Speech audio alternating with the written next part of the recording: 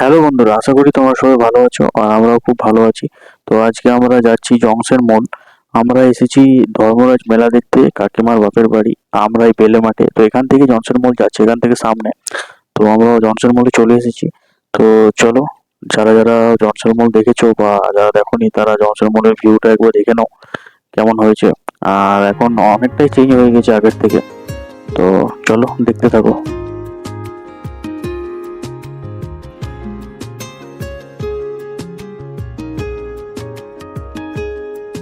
ओ करम खुदाया है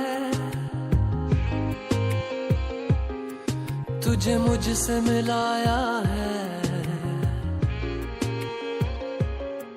तुझ पे मर के ही तो मुझे जीना आया है। ओ तेरे संग यारा खुश रंग बहारा, तू रात दीवानी मैं जर्द सितारा।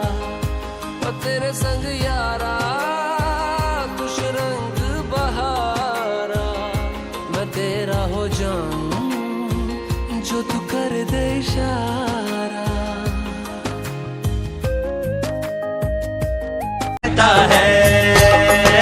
ले मैं सैया आ गई सारी दुनिया छोड़ के, तेरा बंधन बांध लिया सारे बंधन तोड़ के। एक दूजे से जुड़ जाएं, आ हम दोनों उड़ जाएं, जैसे संग पतंग और डोर।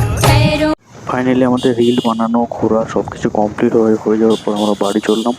তো কাদের কাদের এই ব্লগ ভালো লেগেছে প্লিজ লাইক কমেন্ট এবং শেয়ার সাবস্ক্রাইব করতে কেউ ভুলো না।